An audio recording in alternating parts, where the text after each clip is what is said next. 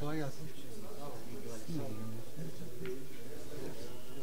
Hadi görüşürüz. Sağ olasın.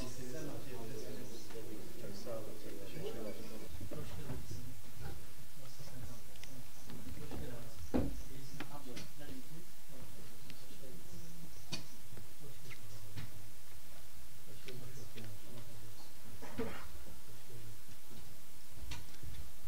İyisin inşallah. Elhamdülillah. Allah razı olsun. Allah iyilik versin. Cümlemize inşallah. Buyur. 3 arkadaşımız daha gelecek değil mi? Öyle mi? Bekleyelim mi yoksa başlayalım mı? Başlayalım istersen. Biraz böyle trafik yoğunluğundan çıkışta su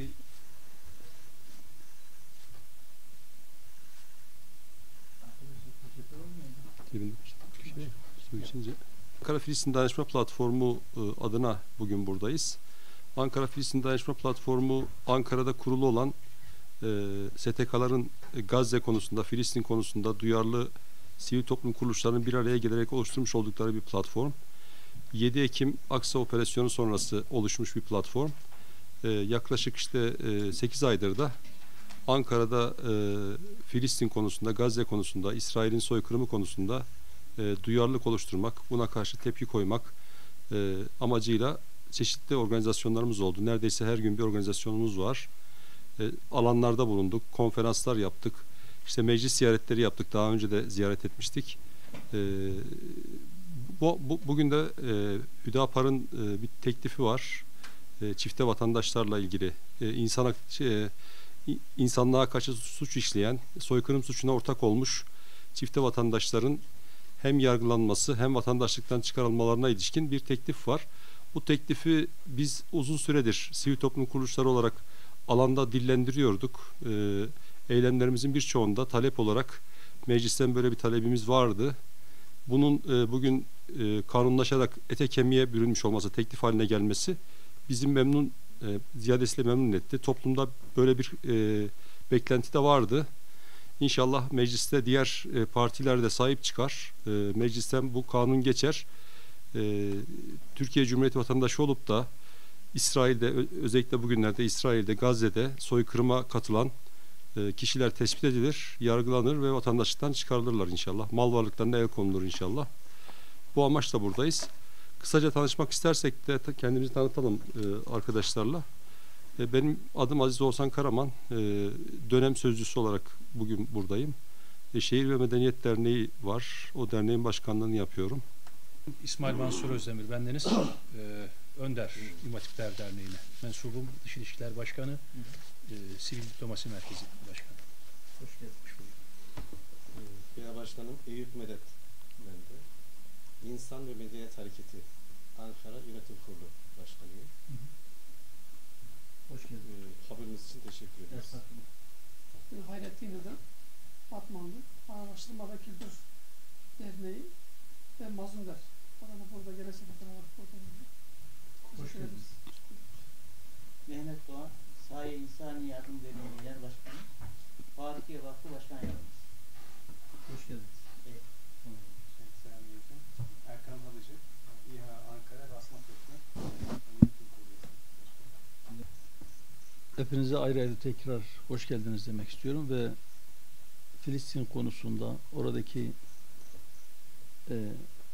vahşetle ilgili bir duyarlılık, bir farkındalık oluşturma konusunda yapmış olduğunuz çabalardan ve hassasiyetinizden dolayı da ayrıca teşekkür ediyorum.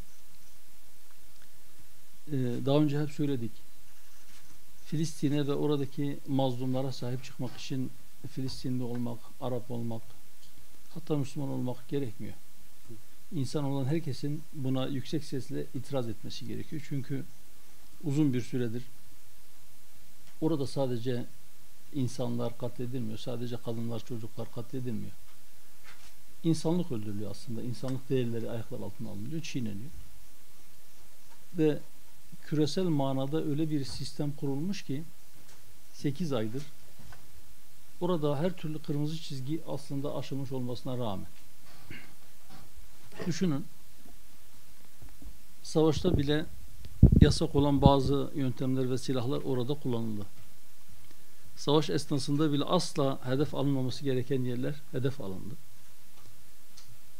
Birleşmiş Milletler'in binaları ve onların görevlileri doğrudan doğruya hedef alınmak suretiyle katledildi.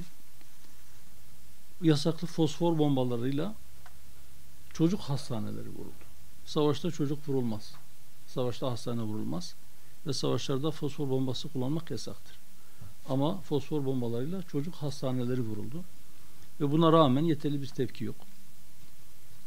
Sayın Cumhurbaşkanımızın da sıklıkla ifade ettiği gibi o Siyonist katil sürüsünün hukuk önünde hesap vermesi için elimizden gelen çabayı sarf etmeliyiz diyor. Onlar eninde sonunda hukuk önünde hesap vereceklerdir. Uluslararası Adalet Divanı'nda ve Uluslararası Ceza Mahkemesi'nde yürüyen yargısal süreçler var. Adalet Divanı'nın almış olduğu kararlara uymadığını, uymayacağını, Uluslararası Ceza Mahkemesi'ni tanımadığını defaatle dile getirdi. Güney Afrika Cumhuriyeti'nin başlatmış olduğu bu süreçte Türkiye ile beraber bazı başka ülkelerde Güney Afrika'nın yanında davaya müdahil olacaklarını deklare ettiler. Belki oradan çıkan kararlar kısa vadede uygulanabilir olmayacak. Belki Netanyahu ve diğer katil ortakları kısa süre içerisinde elleri kelepçeli bir şekilde yargı huzuruna çıkmayacaklar. Ama bu bir süreçtir. İnşallah bir gün o da olacak. Onu da göreceğiz. Eğer elimiz onlara yetişemiyorsa en azından diyoruz ki gücümüz neye yetiyorsa, elimiz nereye yetişiyorsa biz onları çıkarabildiklerimizi yargının huzuruna, mahkeme huzuruna çıkarıp onlardan hesap soralım diyoruz. Nasıl olacak bu? İşte bizim hazırladığımız teklif biraz bu amaçlı. Birkaç şey söylüyoruz. İnsanlığa karşı suçlar ve soykırım suçları nitelikleri itibariyle ve Türkiye'nin de imzacısı olduğu bazı uluslararası sözleşmelerin hükümleri dolayısıyla Türkiye'nin de içinde bulunduğu küresel çapta mücadele edilmesi gereken suçlar. Bundan dolayı evrensellik prensibi gereği yurt dışında da olsa, yabancı bir ülke topraklarında da olsa, başka bir ülkenin vatandaşı tarafından yine başka bir ülkenin vatandaşına karşı ya da vatandaşlarına karşı işlense bile Türkiye'deki mahkemelerin bunu yargılama, Türkiye'deki savcıların bunu soruşturma yetkisi vardır. Buna hukukta evrensellik prensibi deniyor. Yani bu insanlığa karşı işlenmiş bir suç olduğu için herhangi bir ülkenin mahkemesi kendi iç hukukundaki düzenlemelere uygun bir şekilde bunlara müdahale edebilir. Bu suçları soruşturabilir. Bu suçları işleyenleri yargılayabilir. Ama bunun aynı zamanda uluslararası ilişkileri ilgilendiren yönü dolayısıyla Adalet Bakanlığı'nın talebine bağlanmış bu suçların soruşturulması. Biz sunmuş olduğumuz kanun teklifinde aslında biz bunu 2023 yılının sonunda sanırım 29 Aralık'ta meclis başkanlığında sunduk. Fakat bir türlü komisyonlara gelmedi. Biz bu teklifimizde diyoruz ki yani 29 Aralık'ta sunmuş olduğumuz teklifimizde diyoruz ki sadece Adalet Bakanlığı'nın talebine bağlı olmasın bu. Meclisin savaş ilan etme yetkisi bile var. Uluslararası anlaşmaları uygun görme veya görmeme yetkisi var. Bu yetki meclisindir. Dolayısıyla meclisten de böyle bir karar çıktığında savcılar bunu soruşturmaya başlasınlar diye bir teklifimiz var. Yani bizim öngördüğümüz, teklif ettiğimiz değişikliklerden bir tanesi bu. Bir diğeri, diyoruz ki Türk Ceza Kanunu'nda artık iç hukukun parçası haline gelmiş bir şey bu. İnsanlığa karşı suç ya da soykırım suçunu işleyenler burada yargılanabilsin diyoruz. Ama bir şey daha söylüyoruz. Diyoruz ki Türkiye'de aynı zamanda yabancı bir ülke lehine asker toplayan ya da asker yazılanların da işlemiş olduğu fiiller suçtur.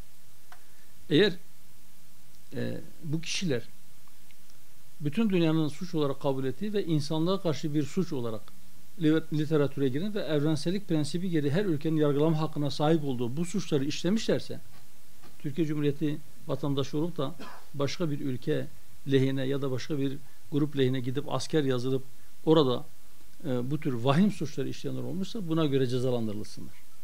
Bizim kanunlarımıza göre insanlığa karşı suç işleyenler müebbet hapis cezasıyla cezalandırılırlar. Bunlar da tespit edilmesi halinde bu en ağır cezayı alsınlar diyoruz. Bir şey daha söylüyoruz. Diyoruz ki bunlar yargılanmak için çağrıldıklarında eğer gelmezlerse bunların vatandaşlığı kaybettirilsin. Vatandaşlık kanununda şöyle bir hüküm var. Başka bir ülkenin ordusuna asker yazılan ya da başka bir ülke lehine bir savaşa katılan kişiyle ilgili olarak onun vatandaşlığının kaybettirilmesine karar verilebilir. Yani emredici bir hüküm değil. Biz diyoruz ki başka bir yerde üniforma giyerek soykırım suçu işleyen varsa bunların vatandaşlığı kaybettirilebilir değil. Kaybettirilir şeklinde emredici bir hüküm olarak getirilsin bu ve bu kişiler yargılanmak üzere çağrıldıklarında eğer gelmezlerse, mahkeme huzuruna çıkmazlarsa bunların vatandaşlığı kaybettirilsin ve bunların Türkiye'de bulunan bütün mal varlıklarına el konulsun. El konulan bu mal varlıkları da Aile ve Gençlik Fonu'na aktarılsın. Kısaca böyle özetleyebilirim. Aynı zamanda onların nasıl cezalandırılması gerektiği, onları asker olarak yazıp oraya gönderen kişilerin de yargılanıp cezalandırılmasına yönelik bazı tekliflerimiz var. Biz bu tekliflerle ilgili arkadaşlarımız diğer meclisteki bütün partilerle, grubu bulunan bulunmayan diğer bütün partilerle irtibat kurdular. Kanun teklifimizi onlara bir kısmına verdiler, bir kısmına bugün inşallah takdim edeceğiz. Dediğim gibi bu zulme karşı çıkmak için Filistinli olmaya, Arap olmaya, hatta Müslüman olmaya gerek yok. Bu gerçekten insanlığa karşı işlenen bir suç. Ben insanım diyen herkesin sesini yükseltmesi gerekir. Ve biz de istiyoruz ki bütün siyasi partiler bu teklifi sahiplensinler. Eğer istiyorlarsa bazı yerlerinde ne gibi değişiklikler yapılması durumunda destek vereceklerine yönelik açıklamaları varsa otururuz, konuşuruz, onları da müzakere ederiz. Ama biz diyoruz ki bu suçları işleyenler cezasız kalmasınlar. Bu yönde bir adım attık. Keşke daha önce meclisin gündemine gelebilseydi. Fakat komisyonda zamanında görüşülmediği için biz doğrudan doğruya genel kurulun gündemine alınması yönünde müracaatta bulunduk. Ve önümüzdeki yakın süreç içerisinde ben inanıyorum ki bu genel kurulun gündemine gelecek. Ama bu arada diğer partilerle kurmuş olduğumuz diyalog neticesinde mümkün olan en yüksek sayıda destek ile bunun meclisten geçmesi bizim arzumuzdur. Hatta mümkün olsa keşke bunu oy birliğiyle geçirebilsek. Ben inanıyorum ki meclisin üzerinde oy birliğiyle anlaşabileceği bir husustur. Bunlarla ilgili çalışmalarımız devam edecek. Sizin de bu konudaki hassasiyetinizden dolayı teşekkür ediyorum. Diğer partilerin de buna destek vermesi biraz da belki kamuoyunun bu konuda daha duyarlı hale gelmesi. Bu konuda sivil topluma da ciddi bir yük düşüyor. Önemli bir görev düşüyor. Buraya kadar gelip bu kanun teklifinden dolayı bizi ziyaret etmek isteyişiniz sizin bu konudaki hassasiyetinizin çok yüksek seviyede olduğunun delilidir, göstergesidir. Rabbim bunu kendi rızası için kabul etsin. Ve o zulmü durdurabilmek hangi bir vesileyle olabilir. Bu da o konuda küçük de olsa bir katkı sunsa kendimizi bahtiyar adedeceğiz. Fiili olarak gidip o insanların hepsinin elini tutup bu zulmü durduramıyorsak 8 aydır oradaki kardeşlerimizin feryatlarına rağmen bu konuda fiili olarak durduramadıysa hepimizin şöyle düşünmesi gerekir ki şimdiye kadar yaptıklarımız yetmedi. Evet, biz her yapılanı değerli buluyoruz. Kim küçük veya büyük, kimi sözlü, kimi fiili, her ne yaptıysa oradaki zulmün sona ermesi için bu değerlidir. Onu değerli buluyoruz. Hiçbir şeyi değersizleştirip bir kenara atmıyoruz. Ama şu bilinçteyiz de aynı zamanda şimdiye kadar yapılanlar yeterli olmadı. Eğer yeterli olmuş olsaydı o zulüm bitmiş olacaktı. Bitmediğine göre demek ki daha yapılacak şeyler var. Bu yapılacak şeylerden bir tanesi de belki biz parlamentodan işte böyle bir karar, böyle bir kanun çıkarabilirsek en azından oraya gidip savaşmanın bir ahlakının olduğunu ortaya koyup devlet olma vasfı bile tanımayan o terör çetesinin saflarında gidip insanlığa karşı bu suçları işleyenlerin hesap vereceklerini bilmesi adına bu adımı parlamento olarak atabilirsek inşallah başlayan uluslararası mecralarda başlayan yargılama süreçlerine bir şey ilave etmiş olacağız. Bir gün inşallah bunun neticesinde göreceğiz. İnşallah. Ben Serkan Güçlü, Yedi Hilal Derneği Ankara İl Temsilcisiyim, avukatım. Bu yabancı teröristlerle ilgili olarak da şahsi olarak da suç duyurusunda bulundum. Evet. Ama tabii mevzuatımız çerçevesinde bu uluslararası suçları işleyen kişilerle ilgili yargı sürecinin prosedüre katılıyor olmasından dolayı aslında istediğimiz neticeleri şimdiye kadar alamadık. Uluslararası Ceza Mahkemesi'nin attığı adımlar ilk etapta dünya tarafından belki çok önemsenmedi ama sonrasında birdenbire değer kazanmaya başladı. İlk etapta bazı devletlerin... Vatandaşlık kanununda şöyle bir hüküm var. başka bir ülkenin ordusuna asker yazılan ya da başka bir ülke lehine bir savaşa katılan kişiyle ilgili olarak onun vatandaşlığının kaybettirilmesine karar verilebilir. Yani emredici bir hüküm değil.